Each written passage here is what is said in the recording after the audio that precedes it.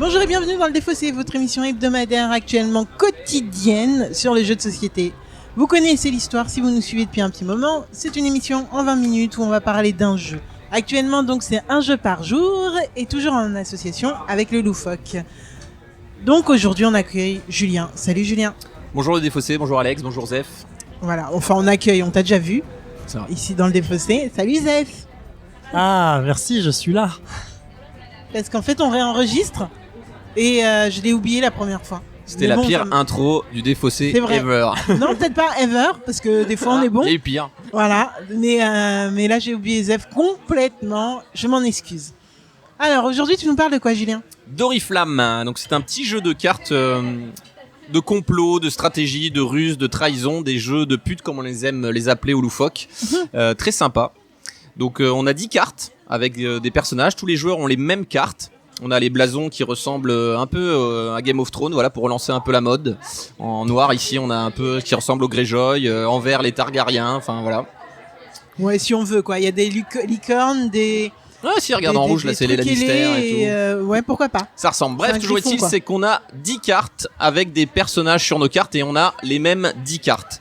Le but du jeu va être de sélectionner un personnage, de le mettre sur une frise, voilà. Le premier joueur va choisir la direction de la frise grâce à un jeton qui est une lance. Donc la lance indique la direction. Et à son tour de jeu, on pose une carte. Le joueur suivant va décider de mettre la carte avant ou après la carte qui a déjà été posée. D'accord ? Donc si on joue à 4, eh bien, il y aura 4 cartes de poser dans le sens de la lance. Ensuite, on résout. Donc c'est-à-dire, on a le choix soit de révéler la carte et d'appliquer la capacité du personnage, soit de ne pas révéler la carte et du coup de mettre un jeton d'influence. Le joueur à la fin de la partie, c'est-à-dire à la fin des 6 tours qui a le plus de jetons d'influence, aura gagné. Alors attends, on a le choix de résoudre à quel moment exactement ? Une fois que toutes les cartes ont été posées, on résout la frise dans l'ordre. D'accord, donc en fait elle est plutôt longue parce que il y a 10 joueurs, il y a 10 cartes, on en enlève 3. On en enlève 3 au début de jeu pour la mise en place. On en a chacun 7, donc c'est 7 fois le nombre de joueurs. On va jouer 6 tours. Okay. Parce que la dernière carte, on va pas la jouer. Ok. Bon, moi je trouve ça plutôt clair. Ça doit venir du fait qu'on réenregistre, n'est-ce pas ? Vous avez Firiel, est-ce que tu as des questions ? Alors, oui, c'est vachement clair, mais du coup, je vais quand même poser des questions. On va jouer une carte chacun par tour, c'est ça ? Ou combien ? Oui, c'est ça. Donc là, en fait, à chaque tour, il y aura 4 cartes de poser, on va les résoudre. Exactement. Au tour suivant, on va reposer 4 cartes et ainsi de suite.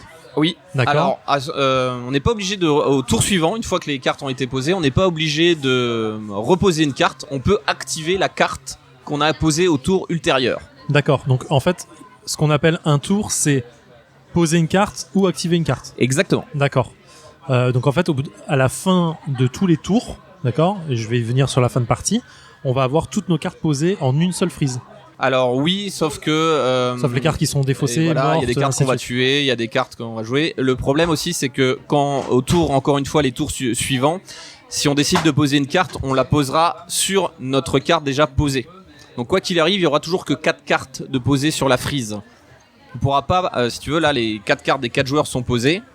À mon tour de jeu, si je rejoue, je pourrais pas poser une 5e carte. D'accord, mais tu as combien d'actions par tour ? Une seule ? Une seule. Donc soit j'active la carte que j'ai posée. Oui. Au tour d'avant, soit soit je pose une nouvelle carte. D'accord, ok. Et soit je mets un jeton en disant je ne peux pas encore l'activer. Exactement. D'accord. Ok. Ah oui, d'accord, ok. Donc du coup, tu dois pouvoir poser tour 1 une carte. Tour 2, ne pas l'activer en disant je mets un jeton. Et tour 3, dire cette fois je l'active. Oui, alors un tour, c'est une carte et décider d'activer ou non la capacité. Ah d'accord, ok, c'est là où j'étais pas clair. C'est ça. D'accord, ok. Donc en fait, un tour de jeu, c'est poser une carte, puis y activer. D'accord, donc à chaque tour, t'es obligé de poser une carte ? Parce que du coup, en fait, comme on n'a que 4 cartes devant, je me disais si au deuxième tour, tu n'as pas activé, tu as mis un jeton, si on t'oblige à poser une carte et que tu es obligé de la reposer sur la même carte, ça paraît bizarre. Mais c'est moi qui suis peut-être trop précis sur le terme. Peut-être qu'en jouant, ce sera beaucoup plus simple. J'essaie de meubler parce qu'en fait, ils regardent les règles. Ça marche ou pas ? On a l'impression, hein. En tout cas, visuellement, je vais venir tout de suite sur le visuel du jeu. J'aime beaucoup. Je sais pas ce que tu en penses, Alex. Alors, moi, j'avais que les 2 des cartes sous les yeux depuis tout à l'heure. Donc, on va dire que je préfère les 2 des cartes que la face des cartes, tu vois. Oui, c'est ça, Zef. Hein. On pose une carte à chaque tour de jeu. Ah, donc en fait... On jouera 6 cartes. On jouera 6 cartes, donc t'es pas obligé de commencer ton tour de jeu par poser une carte. Si. Première phase de jeu, on pose une carte. Deuxième phase de jeu, dans le même tour, on décide de révéler la carte ou de mettre un jeton d'influence dessus. Donc en fait, si tu mets un jeton d'influence, tu sais que tu n'activeras plus du tout la carte du jeu. Si, parce que si tu l'actives à un tour suivant, tu vas récupérer tous les jetons d'influence que tu as mis dessus au tour précédent. Comment tu peux l'activer si au début du tour suivant, tu es obligé de poser une carte? On la refait. Phase de jeu. Je pose une carte dans la frise, avant ou après. Ouais. D'accord. Deuxième phase de jeu, dans le même tour, on résout dans l'ordre de la lance. D'accord. Première option, je décide de pas activer ma carte et je mets un jeton d'influence dessus. D'accord. Deuxième option, j'active ma carte. D'accord. Si dans le tour précédent j'avais posé un jeton d'influence dessus, je récupère le jeton d'influence. C'est là où je comprends pas. D'accord. Deuxième phase, je mets un jeton d'influence parce que je veux pas l'activer. Ok. D'accord. Donc voilà, on continue à activer, machin et tout. Fin du tour. Tour suivant. Tour suivant, je joue une carte. Ok, mettons, paf. Ah, mais tu m'as dit que tu devais recouvrir la carte. 3 possibilités. Soit sur la frise, avant, derrière, ou sur la carte. T'es pas obligé, c'est une Donc option. tu peux avoir plus de 4 cartes dans la frise. D'accord. Il y a un moment où c'est moi qui ai mal compris. Non, c'est moi. Un moment, t'as dit qu'il pouvait avoir que 4 cartes sur le plateau. Ah, ok, d'accord. Donc ça, on oublie. Ok, tout devient très clair. Okay. D'accord, excuse-moi. Non, mais au moins c'est vachement plus clair. Donc en fait, à la fin, on peut effectivement avoir une frise à déclencher qui va être très longue, qui va avoir 7, 8, voilà, 9, le problème 10. c'est que je pense que, encore une fois, j'ai pas beaucoup d'expérience sur ce jeu, mais si on a une carte qui accumule 5 jetons d'influence, bah on va essayer de la shooter. Quoi. Et les jetons d'influence, quel est leur but? C'est celui qui a le plus de jetons d'influence à la fin des 6 tours qui a gagné. D'accord, ok, tout est clair. Et en fait, il faut éviter d'activer les cartes pour essayer d'avoir les jetons d'influence ou tuer les cartes qui ont des jetons d'influence avant qu'ils soient récupérés. C'est ça. C'est à peu près ça. Toute la petite stratégie des personnages. Moi je l'avais, mais peut-être que j'ai loupé le moment où tu as dit 4... Non mais j'étais pas clair, à un moment je me suis quand même trompé. Ok. Bon bah on est prêt pour jouer. Bah super. Let's go. Et bah bonne trahison. Ok, et bien je joue ceci et je dis que l'ordre de la frise c'est comme ça. Alors l'héritier, s'il n'y a pas d'autres cartes révélées du même nom, gagnez 2 jetons d'influence, bravo. Alors tu peux jouer donc soit avant, soit après, soit jouer sur ta carte. Mais du coup si tu fais ça, tu perds les jetons d'influence. C'est très bizarre ce jeu. Non mais en fait le but, au bout d'un moment ça va s'accumuler et il va falloir arriver à déglinguer les gens qui sont... Ouais mais c'est... Bon. Je pense. Du coup c'est encore à moi. Sinon il m'aurait volé moi. Parce qu'il y a un autre connard qui a tué ses équipiers. Non. T'es là genre. Non, ça peut être chaud comme jeu. Ça peut être bien. Si, ce jeu peut vraiment être bien. Bon, tu joues ? Oui, excusez-moi. Donc là, on refait un tour. Hein. Nous voilà de retour dans le défaussé après une partie de 13 minutes et 29 secondes de Oriflame. Pour information, qu'est-ce qu'un Oriflame, Julien ? Eh bien, grâce à Zef qui nous a permis d'avoir une petite précision, c'est la bannière qui permet de rediriger les commandements. Alors, qu'est-ce qu'on a pensé de ce jeu, mon très cher Zef ? Alors... Comment expliquer ce jeu Alors, je vais essayer de ne pas utiliser des superlatifs, mais rester simple. Je ne me suis pas du tout amusé. J'ai trouvé ça un peu boring même. Je sais pas, en fait, il y a un petit côté mascarade, comme on l'a dit. Donc, il y a un petit côté, du coup, très aléatoire. Et sur ce genre de jeu qui se veut un peu stratégique, avec des cartes qui se disent stratégiques, du coup, je trouve ça complètement illogique et du coup je me suis pas du tout amusé. En fait ce genre de jeu en fait qui te dit voilà, t'as plein de cartes avec des rôles qui sont complètement identiques, t'en enlèves 3 au hasard, donc en fait du coup tu es obligé de construire ta stratégie avec les cartes que t'as en main, sachant qu'il y en a une que tu joueras pas, donc de base c'est vraiment une construction de stratégie rapide avec ce que t'as en main, ça c'est logique, c'est pas mal. Le truc c'est que en fait comme tu ne sais pas du tout ce que mettent les autres en place, comme tu sais pas du tout s'ils vont l'activer ou pas, comme tu ne sais pas du tout quel rôle il va y avoir à tes côtés ou pas du tout dans le jeu, bah en fait du coup tu construis une tactique sur l'aléatoire, donc c'est une forme de comment on appelle ça, d'anticipation, enfin de jeu d'anticipation on dit déjà comme Room 25, comme Colt Express, de programmation, merci. Sauf qu'en fait bah tu peux pas programmer du tout ce que vont faire les autres, et donc du coup c'est au petit bonheur la chance quand tu révèles ou pas ce qui va se passer. Parfois tu vas révéler un truc, bah, tu vas tuer toi-même ton propre personnage, tu vas prendre dans la même partie tu vas te faire tuer 3 persos, bah en fait tu peux rien faire du tout. Donc du coup je peux comprendre qu'on trouve ça fun, mais en vrai là par exemple j'ai un peu comme Tim qui était avec nous, j'ai eu 4 personnages morts, donc j'ai un peu subi le jeu et en fait du coup je me suis pas amusé, et pourtant je suis pas dans les derniers. J'ai 12 points, Alex gagne avec 14 points, on est deux à 14, oui pardon, avec Julien qui a 14 aussi, et du coup je me dis En fait, j'ai pas mal joué, mais j'ai pas l'impression d'avoir bien joué pour faire 12 points. Donc juste, c'est complètement aléatoire du coup. Et ce côté On n'a pas de aléatoire, plaisir à prendre les points, je trouve. t'as aucun plaisir à prendre les points parce que t'as pas stratégisé autour en disant ah c'est bon j'ai réussi à prendre ça. Donc non, c'est pas du tout le genre de jeu que j'aime. Désolé. Julien, comme c'était à peu près ta première partie, toi aussi, vas-y. Oui, c'est vrai, c'était une découverte. Je connaissais pas le jeu. Moi, je suis très déçu parce que sur le papier, je trouvais ça vraiment très cool. Le matériel est vraiment bien. Il y a le côté effectivement complot qui fait penser. Enfin, voilà, des jeux de trahison assez rapides, dynamiques. Et en fait, je suis d'accord avec Zev, c'est-à-dire il y a le côté brouillon de la frise. Je trouve ça assez perturbant de pas pouvoir se placer en fait entre les cartes. Du coup, c'est soit la dernière, soit la première. Et du coup, moi je trouve qu'on n'a pas trop d'influence sur les cartes du milieu.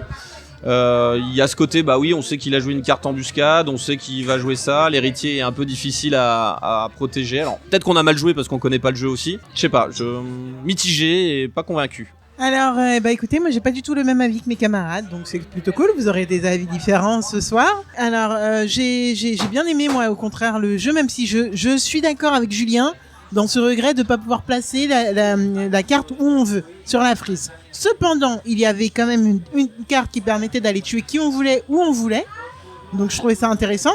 Et au niveau de la programmation, je trouvais que c'était assez probant quand même ce que retournait chaque personne. Après, à 4, c'était peut-être un peu plus compliqué d'essayer de voir ce qui avait déjà été défaussé. Et en effet, il y en a 3 qui sont déjà laissés sur le carreau, donc voilà. Mais en tout cas, à chaque fois que les gens ils accumulaient des pièces, tu te disais, ça faut shooter. Ok, il y avait une embuscade. Ouais, mais faut shooter, tu peux pas y aller en fait. Si tu peux, il y a une des cartes qui te permet d'aller shooter. Parce que tu défausses des cartes au début. Non, mais en ça, fait, si au début du jeu tu défausses l'assassin, l'archère et le soldat, t'as aucune carte qui peut tuer. Et du coup, tu te retrouves à subir le jeu. 2 à attendre de faire des points avec des cartes éventuellement qu'on va te tuer, donc il faut les. Enfin, en fait, c'est du hasard sur une somme de hasard. Après, comme on l'a dit, tu peux utiliser les autres. Parce qu'à un moment, on l'a dit, moi, vous auriez pu laisser une carte qui m'aurait tué moi-même. Enfin, tu vois, il y a d'autres moyens de faire. Je pense que là, on s'est assez braqué rapidement sur le jeu, je trouve, et qu'on lui a pas donné le full potentiel. Enfin, on lui a pas donné le full. Le problème, c'est qu'on n'a pas le temps d'établir une stratégie parce que les parties sont très très rapides. Ben justement, du coup, ça te permet d'en faire plusieurs à la suite, de les enchaîner et de te dire ah ouais, j'aurais pu faire ça. Et pour moi, c'est un jeu qui, comme Mascarade, tu vois, ça peut être très très vite relou. Par contre, ça peut très très vite aussi être plus stratégique que ça ne l'est actuellement. Et donc voilà, il y a aussi une dynamique qu'on n'a pas fait du tout, et ça faut quand même le noter. Oui, c'est vrai. C'est mettre les cartes par-dessus les autres. Donc là, on peut pas dire que le jeu. Enfin. Moi, je trouve qu'on n'a pas assez exploré le jeu. Je pense qu'on lui a pas laissé assez sa chance et qu'on l'a pas assez exploré pour dire que le jeu est nul. Moi, je lui redonnerais bien sa chance parce que je trouve que c'est le petit jeu. Le matériel est superbe en tout cas. Mais voilà. Et puis ça se joue tellement rapidement que ça serait con de pas y retourner en se disant voilà, là je tente autre chose. Pour moi, en tout cas, c'est un jeu qui gagnerait à être rejoué au moins 2-3 fois, juste histoire de se dire je tente différentes stratégies sur ce peu de cartes qu'on a pour voir si vraiment, en effet, ça ne vaut pas le coup du tout ou pas. Moi, je me suis bien amusé à la Mascarade. C'est petit, c'est con, j'ai pris plaisir à shooter et Zephyriel et Tim. Donc voilà. En tout cas, je pense que plus on y joue, plus on maîtrise les petites subtilités du jeu, effectivement. Ouais, alors effectivement, on a une petite coupure qu'on n'a pas entendue forcément au montage, mais il y a une subtilité de règle qu'on n'a pas joué du tout, parce que pas vu correctement. On peut recouvrir nos propres cartes des autres cartes donc qu'on a déjà placées, ce qui donne en fait un effet de venir poser au milieu qu'on n'avait pas au début. Et effectivement, si c'est des cartes qu'on peut défausser, c'est-à-dire qu'on va double activer et la carte du dessus et la carte qui était en dessous si elle était révélée. Donc en fait, ça peut donner ce côté stratégique qu'on n'avait pas sur cette partie du test. Donc ça appelle à une deuxième partie effectivement, mais et qui donne peut-être la sensation que le jeu n'est pas si hasardeux que ça, ou du moins qui contrôle une partie du hasard. Ouais, mais on peut se poser la question de la rejouabilité quand même, du coup. Oui, effectivement, je pense qu'il y a des tactiques qui vont vite tourner simplement parce que gagnantes et qui vont vite se mettre en place. Mais je pense que ça demande. C'est un jeu que tu joues avec des noobs en fait, enfin que tu renouvelles ton paquet de joueurs au fur et à mesure pour pouvoir justement renouveler la stratégie des gens. Donc voilà quoi. Je pense que oui, comme un Mascarade justement, il y a une rejouabilité qui est pas forcément là. Après là, j'essaye de meubler le temps de regarder le coût du jeu. Voilà, un petit jeu à 15€. Oui, on peut pas lui demander une rejouabilité infinie, je pense. Est-ce que tu nous as fait Wish Wiki ? Alors on a dit que c'était 2 à 5 joueurs, je crois. Non, 3 à 5, donc on peut pas jouer à 2. 20 minutes, 10 ans et plus. Et c'est un jeu édité chez Studio H par Adrien et Axel Essling. Très bien. Moi, je trouve que le matériel est vraiment bien. C'est un jeu de cartes, quoi. Enfin, je le trouve normal. Pour un jeu à 15 balles, ça ne m'étonne pas. Donc, parfait. Merci beaucoup, Julien. Mais merci à vous. Je pense que Zéphirien, on se retrouve demain. Je crois que c'est le cas, ouais. Très bien. Du moment que t'es pas dégoûté par Oriflame et que tu reviens, ça me va. Ok. Bon, bah, à demain et en attendant, jouez bien. Bye.